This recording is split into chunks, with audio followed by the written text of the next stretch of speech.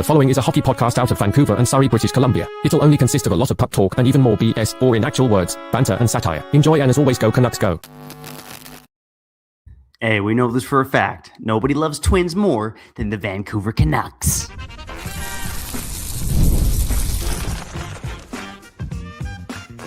You're Locked On Canucks, your daily podcast on the Vancouver Canucks. Part of the Locked On Podcast Network, your team every day. Hey, happy hump day and welcome to another episode of Locked On Canucks. My name is Trevor Beggs, sports reporter for Daily Hive Vancouver, bringing you Locked On Canucks, part of the #1 sports podcast network in the world.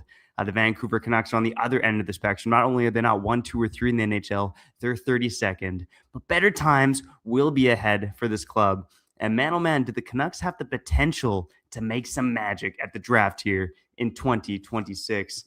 The NHL Draft here in 2026, shaping up to be potentially the most important day in Vancouver Canucks history, the day where you could potentially salvage this franchise that is absolutely now in a full throttle rebuild. So let's get into some of the magic the Canucks can pull in this draft, which includes a couple of twins. You might know about them, but let's dive a little deeper. We'll also talk about some other misery going on in Canada and some news and notes from practice, including another Vancouver Canuck on the shelf due to injury. But let's start with the Twins, man. And for those here watching us on YouTube, here they are as young chaps, Markus and Liam Ruck, rocking the British Columbia Canucks skate jerseys. Man, oh man, not only are these guys twins, but we're talking about twins born and raised in British Columbia. And look, right now, I think before, heading into the season, it's like, oh yeah, we don't know what our draft stock's going to be. Now we've acquired extra picks. But these two twins, Markus and Liam Ruck, are really shooting up draft boards here. One's projected to be kind of late second round, third round picks, that kind of talent level.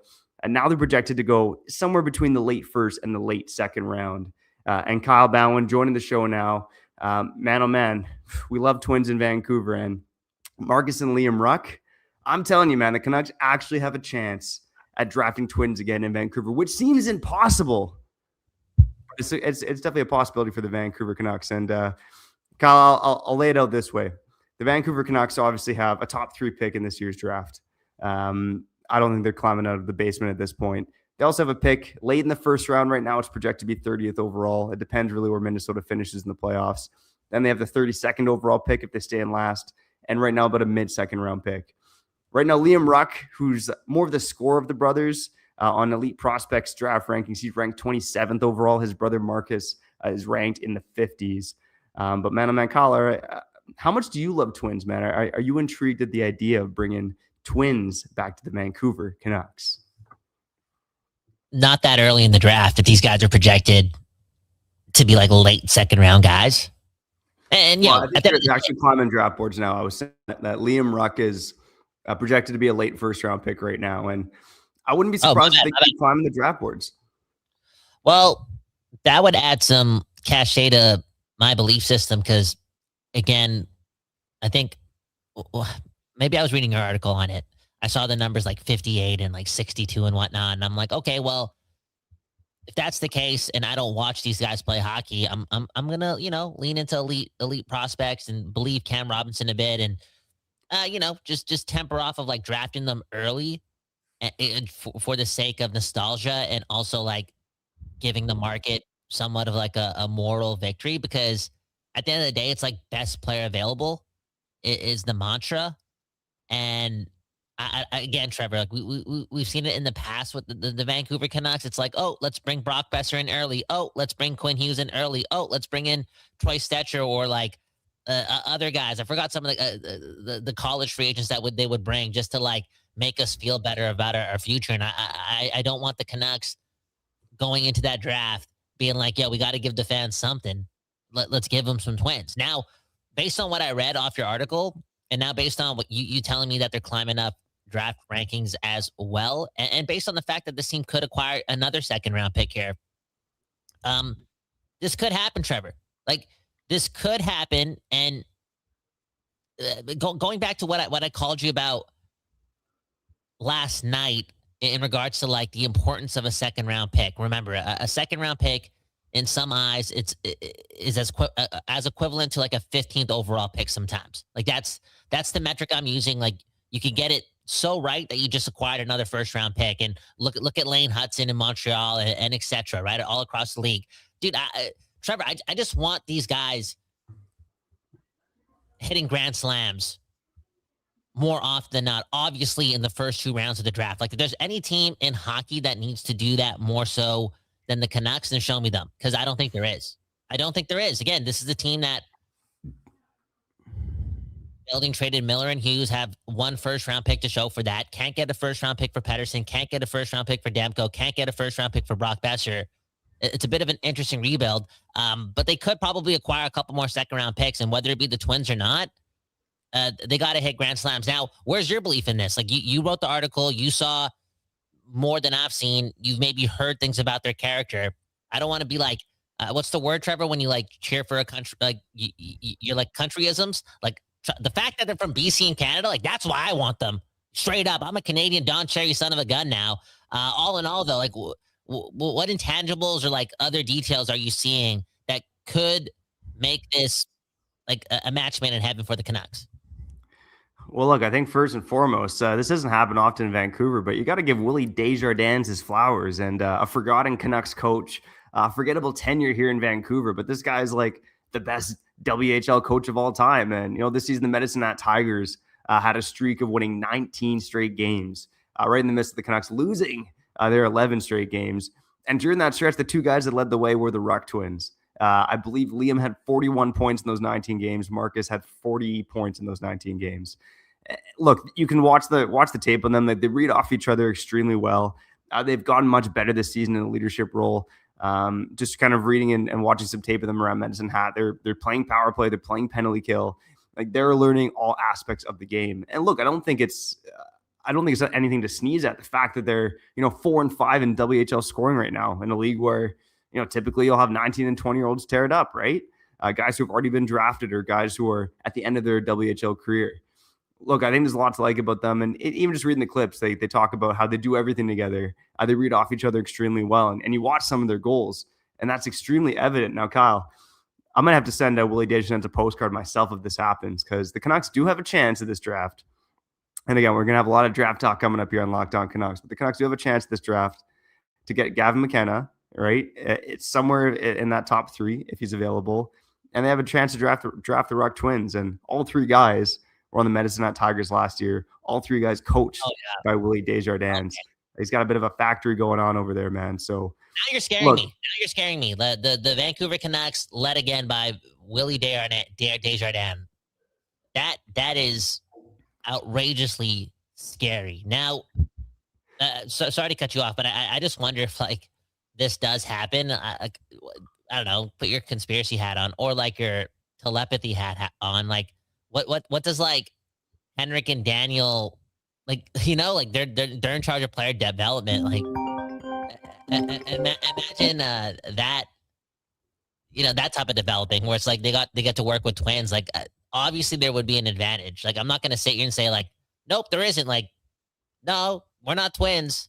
They're twins. They're great NHL's Hall of Famer twins. Like this would be like again another reason why this could be a match made in heaven, Trevor. Like it's not like the Canucks had the Sedin twins and now they're gone. They're still there. Yeah, exactly, right. And look, Markus and Liam Ruck aren't projected to be Sedin-like NHL stars, but to me, I see guys who can certainly play in your top 6, probably at their peak. And look, they're guys that got some speed to them. They're still filling out their frames. They're both about 6 foot, 175 pounds.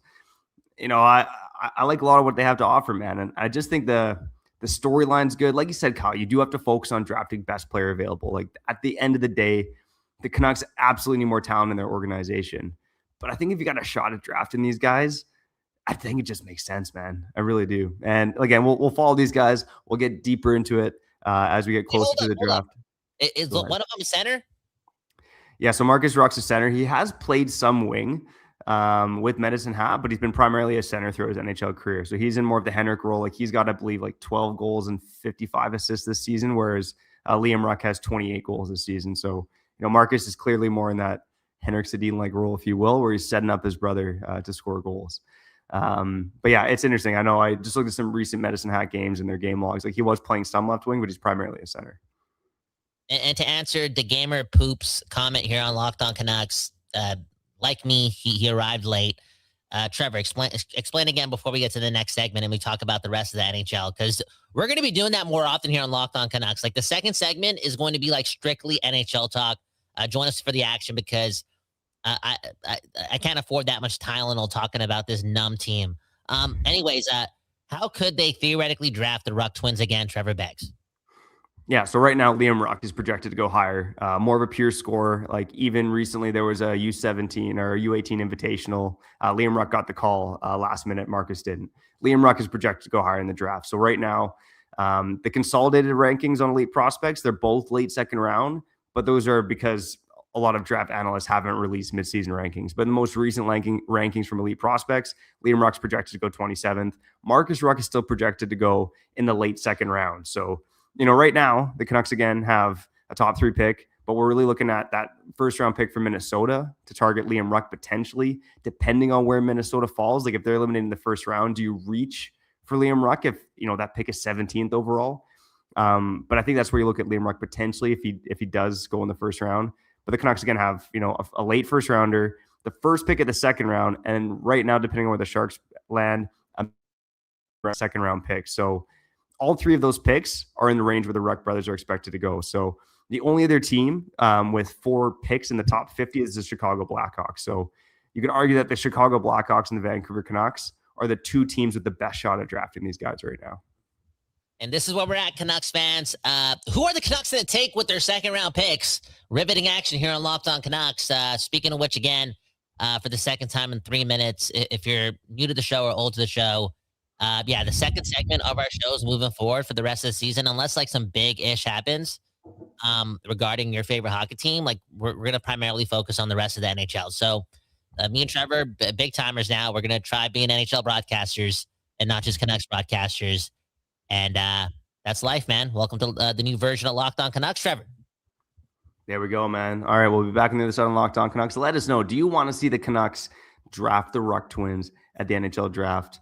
On the other side, again, we're going to go around the NHL. We're going to stick it in Canada, though, baby. And I got some news and notes from Canucks practice to end off the show. That's all coming up next on Locked On Canucks.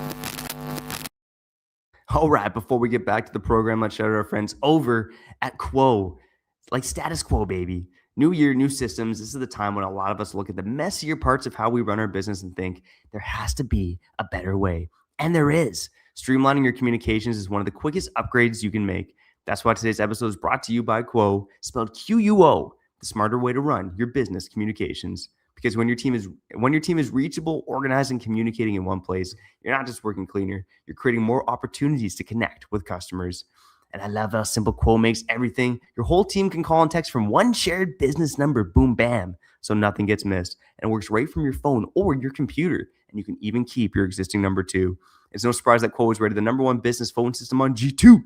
Trusted by more than 90,000 businesses, from solo operators to growing teams. Make this the year where no opportunity and no customer slips away. Try Quo for free, plus get 20% off your first 6 months when you go to quo.com/lockedonnhl. That's QUO.com/lockedonnhl. Quo, no missed calls and no missed customers, baby.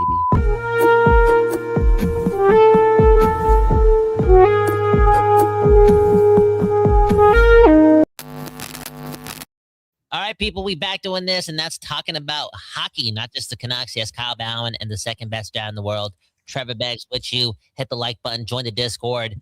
I'm gonna try writing in the Substack again today. Reach Trevor's work at Daily Hive. And speaking of reading, our studio wrote a children's book.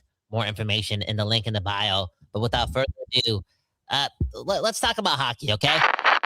I thought this was a Canucks show. Ito, this WAS a Canucks show. Okay, Trevor, first question for you. And I know you probably have more notes than I do, but let's just do this. Are the Ottawa Senators on the verge of ironically becoming like the Vancouver Canucks? I mean, right now you could argue that they're in a worse spot in some ways. What? Because they don't have a 2026 first rounder, right? Yeah, they're not in a worse spot. Look at it this way though, Kyle. where's the one place you don't want to be in the NHL? That's the mushy middle, right? And right now, the Ottawa Senators, I mean, look, like all those stars are in their prime, right? Jake Sanderson, Brady Tkachuk, Tim Stützle. They don't have a lot of help coming along the way. I mean, they got a couple of defensemen in Carter Yakimchuk and Logan Hensler. Their prospect pool is one of the worst ones in the NHL. They don't have a first-round pick in this year's draft, which might be a lottery pick. I mean, look, it's at least with the Vancouver Canucks. I know it's scorched earth. I know it's as tough as it's ever been. I mean, your head coach wants to punch certain reporters in the face right now. But at least the Canucks know that they have a lot of picks in the first couple rounds of this draft, and that they're about to build towards the future. And it's going to take time. I think Canucks fans know that. They're going to be patient. With the Ottawa Senators right now, I mean, you missed the playoffs for 8 straight seasons. You have 1 appearance in the playoffs, and now it looks like they're kind of falling behind in the East. And I know things are tight, and it could change in a year. And, I trust the talent of, Tkachuk and Stützle and Sanderson. Those are talented guys. But is it enough for them to get up the mushy middle? I'm certainly not convinced of it. I feel like it might just be a goaltending thing with them. Like, don't they have like the worst save percentage in like NHL history, or like one of them, like just been absolutely atrocious? And obviously there's been like the Omar thing and some of his confidence issues or just like mental health issues, and it's bigger than hockey, and that is unfortunate. But we're talking about an individual position, and if your number one goaltender, the guy that you paid a lot for, if that's a position of uncertainty now, I think moving forward, you have to be more than concerned. Like, you can't really like convince yourself that last year was real. You know what I'm saying, Trevor? Speaking of real, like, again, I love the guy, Brady Tkachuk, a point per game player right now, and I know he wants to win with Ottawa. But I wonder if like next year doesn't go well for the Senators again, if he's like the most coveted guy via trade, because that could be something. You know what I'm saying? I could feel it, because them being bad this year, it's like detrimental to the whole process. It's again kind of similar to what we went through last year, Trevor. Yeah, I do wonder, like, does Florida find a way to get Brady Tkachuk down in South Florida? Like, it seems like a bold move that them or like a team like the Vegas Golden Knights would pull off. But look, man, it hurts me, man. What's that? Or Minnesota with Quinn Hughes. Yeah, exactly. I mean, that would be one hell of a way to keep Quinn Hughes in the fold. Look, man, it hurts me, man, because the Ottawa Senators are my second team, and now I'm having this internal debate about like who's sadder, the Canucks or the Senators. I mean, it's a tough one, man. So sometimes in times like these, I like to laugh at the other team in Ontario, which is the Toronto Maple Leafs. Now, one of our Daily Hive writers that covered this today, but right now the Toronto Maple Leafs have equal odds about picking first overall or making the playoffs, both sitting at 4.5%. I mean, you talk about a team in the mushy middle that doesn't have a lot of prospects. I mean, look, you can also bank on injuries being better and Matthews and Nylander pulling them out of it. Morgan Rielly has been on the ice for some of the most goals against in the league this season, especially at even strength. I mean, times are tough in Toronto too, man. So, with things in Ottawa and Vancouver not looking so good, I like just to take a moment to laugh at the Toronto Maple Leafs, man. That does make me feel a bit better. Shout out to Troy Stetcher playing game number 600. And yeah, with the Maple Leafs, I mean, at least they have, again, Matthews has taken a dip, but at least they have him that they could trade, or, Nylander. And remember, Matthews doesn't even have a long-term deal, and like resetting the whole thing would be ironic, because I feel like they did that like 10 years ago whenever they drafted Matthews and whatnot, right? But it's looking like it's going towards that direction, and it's catastrophic, Trevor, when you lose Mitch Marner for nothing. And again, with the Vancouver Canucks, I bring up the fact that we only have 1 first-round pick to show for Miller and Hughes. And by the time everyone else is gone, it's still going to be the same case. And that is like extremely detrimental. Like, that is when you're put in a position like that where you have talent, but you're not getting the most for them and setting yourself up with draft picks, right? For real, like, you kind of have to come to peace with there's a better chance of this not working out in 5 years as opposed to it working out in 10. That's just the way I got to look at it, because, man, oh man, it's It's hard to lose guys for nothing. And, I know we got Buyam and Marco Polo and Liam Ogren also for Quinn Hughes, but remember, it was reported that Canucks declined a trade involving Kiefer Sherwood for Liam Ogren.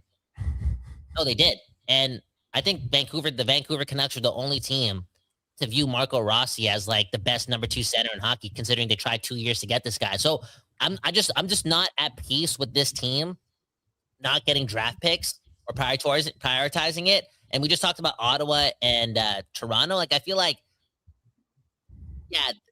they could do that more, get those first round picks. But again, they got nothing for Marner and they're paying the price for it right now. A bit of a Canuck related term. Like, how surprised are you that Dakota Joshua hasn't figured it out? Again,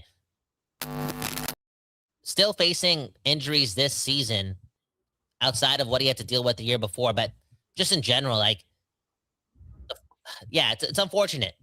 I guess I was wrong on Dakota Joshua. Like, I thought he was going to bounce back a lot this year. Yeah, I don't think it's totally Dakota Joshua's fault, right? Obviously didn't play a lot of hockey last season, dealt with the cancer, dealt with the shoulder injury, and you could just tell he looked behind the 8 ball as the season started, right? He did hit a stretch. I remember watching I think it was like a Leafs Pittsburgh game on Hockey Night in Canada, and Dakota Joshua was flying around in that game. And I'm like, okay, this guy's finally trending in the right direction. Then he gets the lacerated kidney. Like, this guy is, I don't want to say it's like Sammy Salo Thatcher Demko-esque, but this guy's been through some brutal health luck, right? Cancer and a lacerated kidney, within like a 16-month span. I really feel for the guy, man. So I really think Dakota Joshua, what he's endured is not his fault, right? Like, those are some freak health scares that he's had to deal with. So I still believe in Dakota Joshua, the player. I believe in him as a third-line player. But now you start to wonder, with all the time that he's missed, he's already not the fastest player to begin with. Like, is he going to start lacking that speed? But, super nice guy. And I do hope he does figure it out in Toronto. I hope everyone else in Toronto can suck it, but I hope Dakota Joshua figures it out. Speaking of sucking it, I totally believe that the Calgary Flames are in a way worse position than us. I feel as if their ownership and their philosophy is similar to Aquilini. Now, don't get me wrong, Trevor. Google it if you can. Like, Calgary has a ton of draft picks coming up in the next couple of years. Like, kudos to them. But if I'm a Flames fan, I do worry that they don't look at like the Celebrini thing or the Schaefer thing and prioritize getting towards that direction. And like, the fact that the Canucks are like 18 or 15 or 14 more points like worse than them, I don't know. Like, you want to talk about a forever mushy team like that? They're going into that direction, Trevor. Like, you need star talent, and I feel like they've avoided caring about that when they were trading players. Like, they traded the Lindholms, they traded the Zadorovs. I know they got Parekh after that year, but last year, like, they're still thinking about trading players, and they just want to like win. And then this year, Don Maloney and their ownership is like, we're not tanking. It's like, are you like, if I'm a Flames fan, I'm not that confident, even though we have all these draft picks in the next 2 drafts, that like this team's going to get it together, because we just brought up that example, Trevor. Like, there's people that actually think like if you draft like 14th or 15th overall, it's no different than drafting like 36th overall. Like the percentage of how a player pans out. Like, the fact that Calgary is not setting themselves up for disaster, like case in point, they trade Rasmus Anderson, but they make it an initiative to get White Cloud. Like, maybe they ship off White Cloud in a couple months, but why do you need White Cloud now to help you stay? You know what I'm saying? So I think Calgary's in one of the grossest spots in the sport. Yeah, and honestly, Flames fans will say they've been in a gross spot for a pretty long time, right? Like, they, haven't had much luck outside of advancing past the first round on a handful of occasions since making the Cup Finals over 20 years ago. And yeah, that's not what you want to hear from your ownership group. And the comments about, I want more Nazem Kadris on my team. I don't want to trade Nazem Kadri. It's like, this guy's 35 years old. What are you doing? It doesn't make any sense. He's one of your most tradable assets. So, look, I know there's a lot of animosity around Canuck land, but I think the fact that they are at least listening on all players is a positive sign compared to what's going on in Calgary, man. So I'll take that. Let us know in the comments. What's the saddest franchise in Canada right now? Who do you enjoy laughing at the most? All right, let's wrap it up on the other side with a quick injury update from practice today and get a couple of your comments as we wrap up here on Locked On Canucks. Oh, the big game is coming up, baby. It's the last call for football on FanDuel. One final Sunday, one last kickoff. The final chance to get in on the action before the NFL season officially comes to a close. This is Super Bowl 60 featuring the Seattle Seahawks. And FanDuel is making sure you're right in the middle of it with a special offer just in time for the biggest game of the year. Whether you're backing the favorite Seahawks or riding with the underdog Patriots, come on, man, they don't need another one, or building one last same-game parlay, this is the game that everyone's been waiting for. From the on-field proposals to the Gatorade showers, this is where predictions turn into plays, stats turn into storylines, and every snap feels bigger. It's the perfect way to cap off the season and make Super Bowl even more exciting from kickoff to the final whistle. If you're a new customer, just bet $5 and get $200 in bonus bets if you win. Make it count because after Super Bowl, the season is over. It's the last call for football on FanDuel, an official sportsbook partner of Super Bowl 60. Visit FanDuel.com to get started.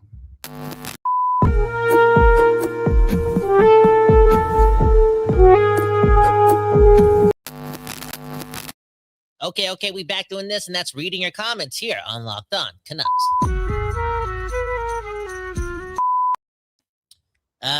To talk about something that we talked off the top, Mike Laval joined the Discord MVP right here, saying we could get the Ruck twins with the Minnesota first and our second rounder.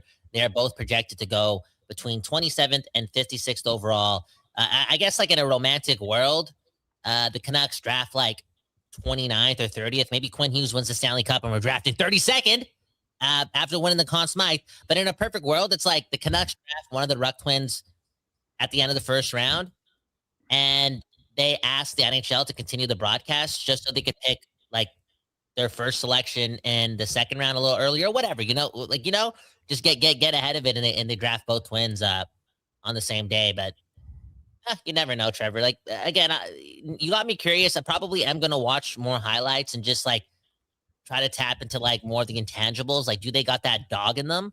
But again, you got me interested. Yeah, coming from a family of athletes too, I believe their dad played in the AHL, and they have another family member who's been an Olympic champion, I believe, in swimming. Again, hazy memories this morning after writing on 4 hours sleep, but they're coming from a family of athletes and BC boys, man. We need more BC buds in Vancouver, especially if their name is not Evander Kane. Speaking of Canucks wingers, another injury update from practice today. There were 6 guys who were absent from practice. Most of them were maintenance or illness. That included Myers, included Hronek as well. But Nils Höglander, he who was cursed by me, I did it, unfortunately, with the training camp one-on-one. 2 days later, this guy, sprains his ankle. He's now being evaluated for a lower body injury. Foot did not specify if it was related to his ankle injury from before. So, speaking of guys I feel for, one love to Dakota Joshua and one love to Nils Höglander, man, because, that's not the way you want to start off a 3-year deal making $3 schmil a season.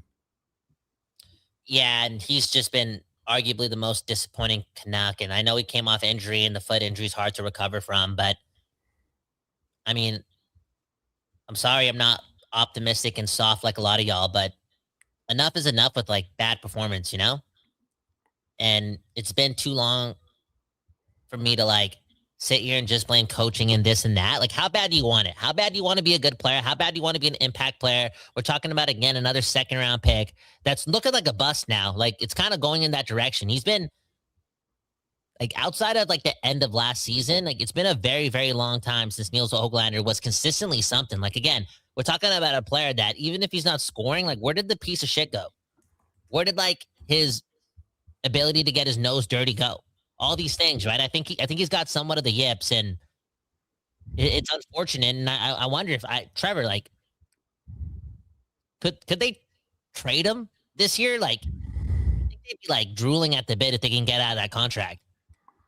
Yeah, I think if you're doing it, it's like you're either selling really low and getting like a mid to late round pick, or or you're trading for a player in a similar situation. And I still need to brainstorm who those players are. Like, which other 25-year-olds are on, making a couple mil a season who are really struggling in their current organizations. It's going to be a trade like that. And why is Max Sasson playing way better than him? I know he's like in and out of the lineup right now, but you know what I'm saying, Trevor?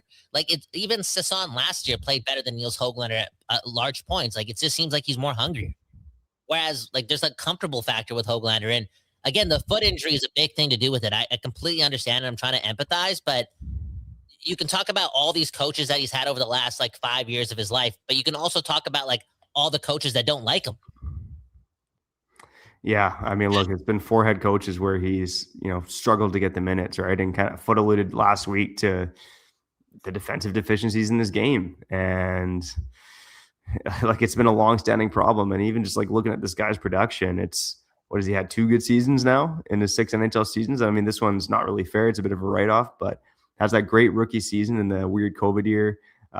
Was electric, honestly, in that 23-24 season. And outside of that, it's been 4 kind of disappointing seasons for Niels Höglander. So, look, man, I see even just watching the game last night, like you look at the guys who have the puck below the hash marks, he's probably one of the Canucks' most talented forwards in terms of making, trying to create space for himself and tight, but he can just never get the puck to his teammates. Like he's great individually with the puck on his stick, but he doesn't do a good job of finding his teammates.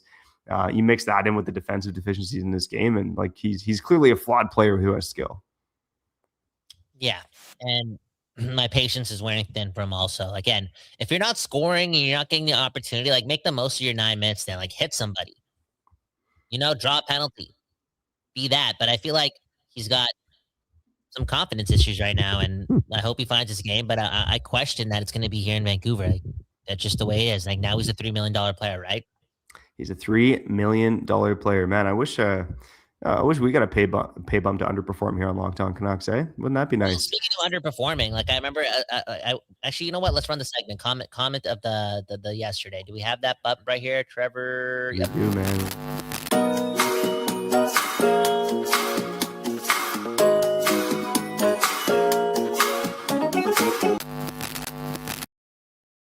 Okay, we got a comment in yesterday's episode, which, Trevor, again, like, if you got to fire me, you got to fire me, okay?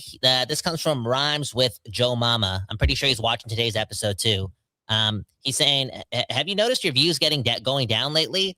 You keep trying to run Pettersson out of town, but what happens when he doesn't get traded? I thought this was a fan podcast. Fans cheer for the players on their team. They don't cheer for the players on their team to get traded. If Pettersson gets traded, we cheer for the new guys coming in. But this show has become unwatchable. Well, Rhymes with Joe Mama, I know you're watching today's show. I know you are. It is what it is. Like, I think we all fan differently, and I'm trying to not empathize more. I'm trying to, again, we had this conversation last night on the phone, Trevor. Like, how do I do this? Like, how do I remain positive when it's not even about following a team that's tanking? It's following a team that's like, they don't even care. We have multiple people in the Discord who go to Canucks games, like, will point out like things like, oh yeah, you look at this team warming up and nobody gives a shit. There was a guy on Twitter yesterday, sat behind the bench. I sat behind the bench a couple months ago when this team was like 6 points out of a playoff spot. Nobody talks on the bench. We had somebody who was at the game on the Discord. I think it was Bobby Bluger, saying that he was watching Adam Foote run the bench and Adam Foote wasn't even watching the play. These guys are all checked out, and sorry that I empathize towards the people spending $60 to go to games right now and spending $30 to go to parking. Like, I just don't like that. I don't think it's good enough. And at the end of the day, I might be a sore loser, but my ass is sore based on the fact that we keep getting our asses kicked. And it's not even just about the scoreboard. It's just about the embarrassment, the drama, and just not having enough people on this team.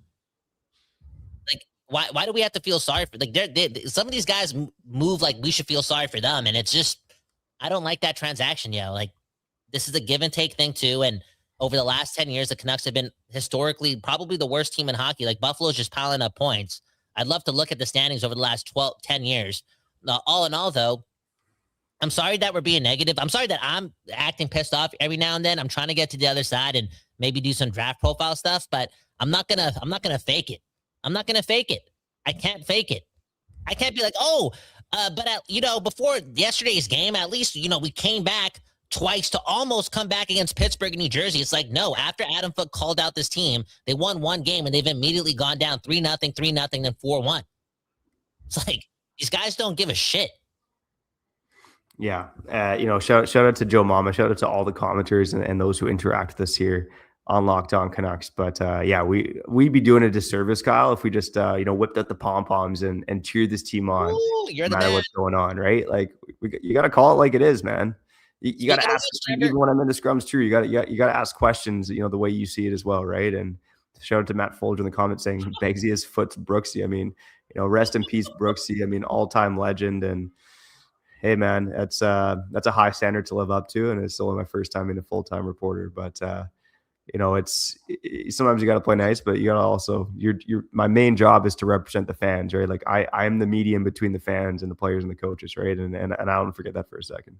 Well, Trevor, your question was great. It's like you called out the team, Adam Foote, and they bounced back like for one game, and then immediately they just been getting their ass kicked, ass handed to them, game in and game out, 3 straight games. And outside of like what happened in the third period against New Jersey where they tried to battle back, or the second period or whatnot. But all in all, Trevor, man, you asking that question and him answering like with what type of question is that is like probably the greatest moment in our career. And I'm sorry that I'm like attaching myself to you, but I'm living vicariously. Is that how you say it? Vicariously? Vicariously? Ooh, wow. No, yeah. Vicariously. Vicariously. Whoa.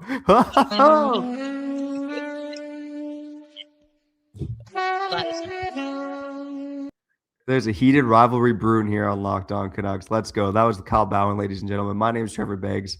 If you like what we're doing, hit the goddamn like button, subscribe to the show on YouTube, on the podcast side. Go follow us, leave a 5-star review. Even in dark times, we'll always find ways to have fun and find ways to live vicariously. That was another episode of Locked On Canucks.